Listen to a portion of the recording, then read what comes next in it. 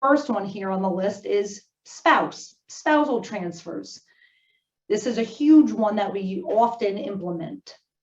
So basically, you have two spouses, one needs nursing home Medicaid, the other spouse is living at home in the community, not on Medicaid at all. We can move all of the assets at the very last minute when the person's in the nursing home, if we had to, and move them into the healthy spouse's name. Now, the healthy spouse has all the assets in their name, and they sign what's called a spousal refusal. And it's a simple piece of paper that we have prepared here that basically says, I'm the person's spouse. I acknowledge that I have a legal obligation to support my spouse and to pay my spouse's bills, but I refuse to do so.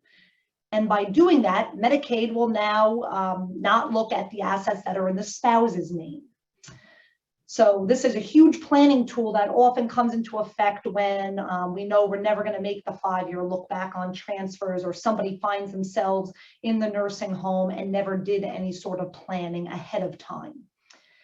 And New York and Florida are the only 2 states that recognize spousal refusal. So I think that's important to know.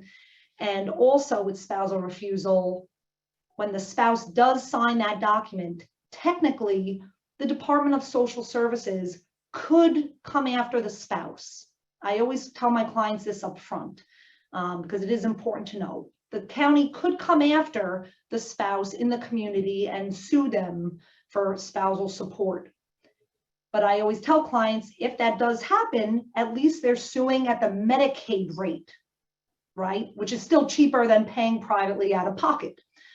And in Suffolk County, there hasn't ever been a case where they've actively pursued a spouse. So practicing primarily in Suffolk County, I'm more than pleased to tell clients that.